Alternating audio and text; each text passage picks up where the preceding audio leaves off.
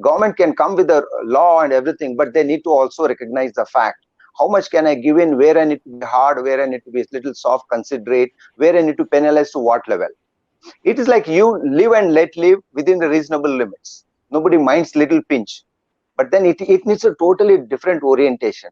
But for organizations like yours, or there are so many I can take name, but it would not be appropriate. Today they have completed 20 years. 20 years in this business, working for disabled cause.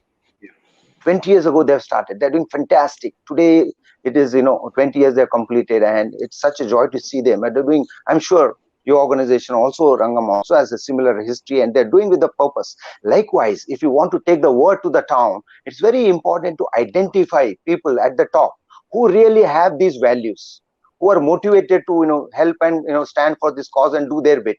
We identify those people. They could be the ambassadors.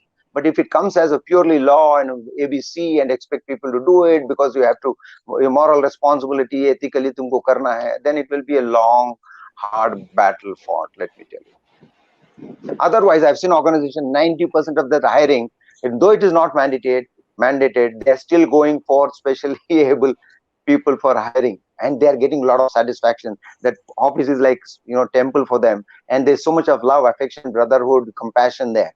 They are doing that. A software company I'm talking about, 90-95% of them. But they are doing also because it is paying them off.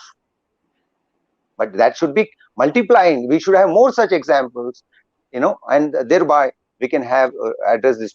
We can address. But yes, go back to the roots, make them able, give them education, give them. And that is where I think our government should focus on, identify these people and make them special learning schools for them, or whatever. Even in our main schools, they can give them that kind of opportunities. That is where I think if you go into the history of affirmative action, as you all know, started with the EEO.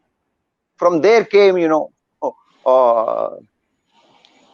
diversity and inclusion, and then comes the affirmative action.